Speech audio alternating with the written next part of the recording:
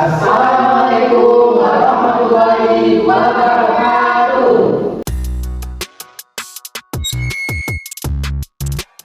Selamat datang di podcast kali ini. Saya Billy dan hari ini kita akan membahas topik yang sangat menarik, yaitu dari regen menjadi ekonomi umat dengan judul atau besar itu sedekah produktif. Kita ada 6 orang dan tim 1. Halo, saya Kisha, saya Ananda, Dan saya Zaki dan ada tim 2. Halo semuanya, perkenalkan saya Reni sebagai audiens. Dan halo, saya Rizky sebagai audiens. Mari kita mulai dari tim 1. Apakah atau apa sih sebenarnya sedekah produktif itu? baik, terima kasih Yuli. Jadi teman-teman, selama ini kita tahu bahwa sedekah itu hanya sekedar memberikan uang, sembako atau barang yang memang harus habis. Nah, biasanya sedekah itu dinamakan sedekah konsumtif. Nah, sebenarnya sedekah konsumtif ini baik dan sangat dianjurkan karena kita dapat memberikan bantuan kepada orang yang membutuhkan. Nah, tapi ternyata selain sedekah konsumtif ada yang namanya sedekah produktif. Nah, bedanya sedekah produktif ini bukan hanya memberikan bantuan yang memang langsung habis, tapi memang memberikan bantuan secara jangka panjang. Dimana bantuannya itu dalam bentuk modal usaha, terus juga alat kerja atau pelatihan dari yang membutuhkan. Gitu. Jadi memang perbedaan dari sedekah konsumtif dan produktif itu dari manfaatnya. Dimana kalau sudah langsung itu manfaatnya hanya secara jangka pendek saja, dimana kebutuhan hari ini terpenuhi, kebutuhan untuk besok belum terpenuhi. Tapi kalau sedekah produktif itu bisa bermanfaat secara jangka panjang. Oke, jadi sedekah produktif itu ternyata lebih berkelanjutan ya. Dari tim 2 mungkin ada yang mau tanggapan atau pertanyaan? Oke, makasih ya diskusinya Mas Billy. Saya jujur teman-teman, saya baru mendengar bahwa ada sedekah yang apa namanya sedekah produktif ya. Saya pikir selama ini sedekah itu cuma ya sekedar berbagi makanan, uang, dan pakaian dan lain-lain. Ternyata ada ya seperti itu. Atau khususnya saya tahu hanya saja saya nggak tahu namanya gitu loh. Oh gitu ya. Mungkin di sini tanya ya kepada teman Dewi.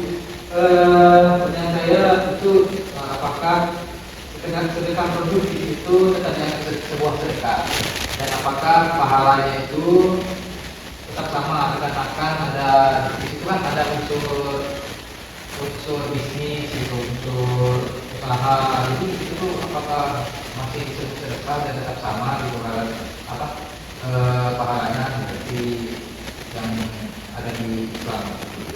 Mungkin bisa terima kasih, saya kembalikan ke di Wah, yang pertama dari tim 2 mungkin ada tim 1 ada yang jawab atau tidak? Lebih baik sisi menjawab pertanyaannya. Jadi jawabannya tentu saja masih dianggap sedekah karena dalam Islam sedekah itu bukan dilihat dari berapa besar bantuannya, tapi ingat berbagi makanan dan juga manfaatnya pada orang lain. Itu juga bersedekah itu karena Allah Taala. Dan juga apabila kita memberikan modal atau kerja konten dari pendidikan, itu kan kita bakal memberikan bekal pada mereka untuk bisa mandiri secara ekonomi. Jadi mereka tidak bergantung kepada bantuan dari pribadi sedekah itu. Dan memang sedekah produktif ini manfaatnya juga panjang karena apabila para pengguna itu kan memiliki tahap perusahaan terus usaha mereka berkembang. Nah itu kan mereka bisa mencukupi kebutuhan mereka sendiri gitu, dari hasil usahanya. Dan yang perlu diingat semua hasil usaha yang mereka dapatkan itu benar-benar dari tahap tabungan bantuan. Jadi perubahan itu tidak sama sekali mengambil keuntungan dari mereka sendiri. Jadi dalam Islam, insya Allah pahalanya itu bakal sampai dengan sedekah yang biasanya kita lakukan. Hanya saja pendekatan itu kalau sedekah produktif dia lebih ke kelanjutan dan juga kesehatan. Anda sebagai pemateri kedua, apakah ada alasan dasar mereka yang mendukung hal tersebut? Boleh dijelaskan? Ada banyak itu tentang yang pertanyaan tadi dalam agama dari regulasi negara sendiri itu ada dasar yang kuat banget. Nah dalam agama sendiri, misalnya dalam agama Islam bahwa sedekah yang produktif itu dibilang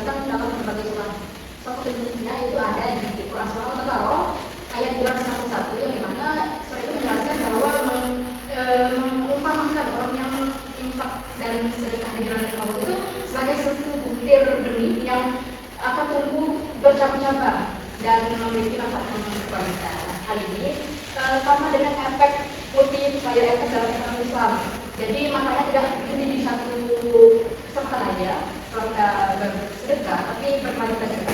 Nah, dalam regulasi negara itu sendiri itu ada pada pasal 23 tahun 2011 yang dimana itu ada terletak pada ayat 27 yang dijelaskan bahwa sedekah, zakat dan infak itu boleh dipergunakan untuk merugikan masyarakat atau boleh dikelola kembali. Jadi sedekah itu bukan cuma kita hantarkan kepada yang membutuhkan, tapi boleh kita kelola kembali untuk modal mereka usaha ataupun kebutuhan yang lainnya. Jadi dalam regulasi negara dan dalam syariat Islam juga sudah ada detailnya banget. Jadi kita boleh menggunakan semua produk tadi untuk berlanjutan masyarakat.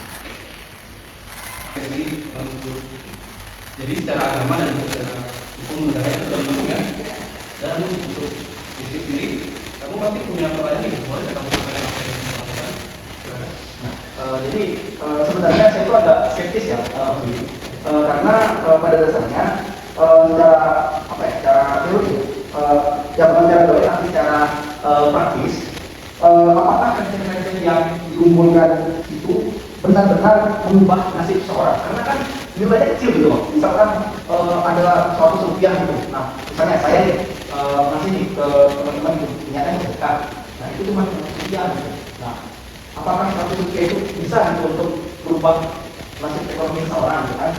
Nah, karena yang kita tahu kalau misalnya kan banyak yang di akhir-akhir ini kan kalau orang mau sedekah itu kadang suka keenakan ya. Kalau misalkan kita sedekahnya enak di masjid pasti gak enak. Nah, kalau kita sedekahnya di Alfamart ataupun Indomaret, pasti kan nanti teman-teman yang sering dagang di Indomaret atau apa, itu pasti kan kasirnya nanya nih, boleh kan 100 rupiahnya, 200 rupiahnya disedekahkan? Nah, mungkin seperti itu. Terima kasih atas pandangan dari Mas. Ini cukup kritis ya teman-teman untuk tanggapan yang dilakukan Mas. Dan sekarang saya mau bertanya juga untuk tim dari satu nih, dan itu dari ini teman-teman. Sekarang saya mau bertanya nih buat Mas Zaki mungkin dari kita tuh yang bisa mendapatkan pertanyaannya. Oke, baik, terima kasih. Terima kasih sih untuk pertanyaannya. Jadi pertanyaan itu sangat penting untuk kita bahas secara lebih lanjut. Jadi begini, receh itu luar biasa kalau dikelola dengan sistem yang tepat. Mungkin para audiens dan para teman-teman yang lain, para peserta dan para penonton bisa membayangkan nih. Jadi misalnya 1000 orang itu masing-masing sedekah 1000 rupiah. Jadi maka akan terkumpul 1 juta rupiah. Jadi itu tuh sudah bisa jadi modal usaha kecil. Mungkin ada beberapa contoh juga ya yang sudah berhasil, yaitu ada program Zimar dari Basnas. Jadi mustaqim ini dilatih jadi pelaku digital modern. Lalu untuk contoh kedua ini juga ada kampung ternak dari dompet apa. Jadi masyarakat itu diberi bantuan yang ternak yang dikelola secara bersama-sama. Hasilnya itu untuk kesejahteraan bersama-sama juga gitu. Jadi terkait soal korupsi itu tantangan yang nyata gitu. Tapi regulasi di Indonesia sudah mengatur transparansi. Jadi kita sebagai masyarakat ini harus memilih lembaga zakat yang kredibel, yang rutin, yang rutin mempublikasikan laporan keuangan dan laporan zakat gitu. Jangan asal sedekah ke lembaga yang tidak jelas gitu.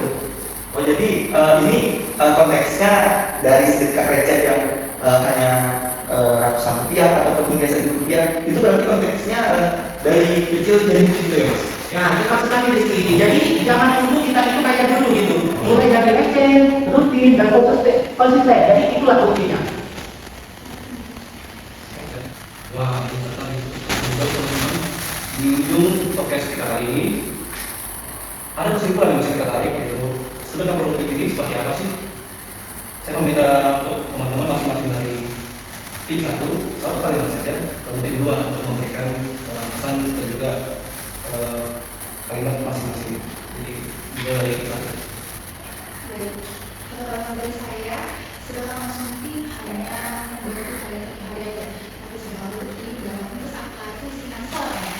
Saya tuh lumayan skeptis ya sama seperti Anda, karena saya menyangka bahwasannya sedekah receh ini itu tidak menghasilkan keuntungan buat kaum pemula. Karena saya mikirnya kalau misalnya saya sedekah Rp100 dalam satu hari itu kapan betulnya? Dan gini.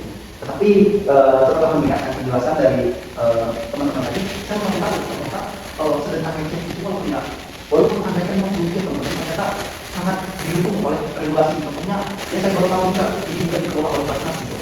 Jadi itu dari saya. Baik, luar biasa sekali ya teman-teman. Maka dari itu, pesan untuk pendengar semua, jangan tunggu banyak kalau mau melakukan sedekah. Mulailah dari receh mau. Ubah pola pikir dari sekali lagi menjadi tantangan. Karena sedekah itu produktif bukan hanya untuk sedekah, tetapi investasi sosial berkelanjutan untuk ekonomi umat. Terima kasih untuk tim 1 dan juga tim 2. Sampai jumpa di episode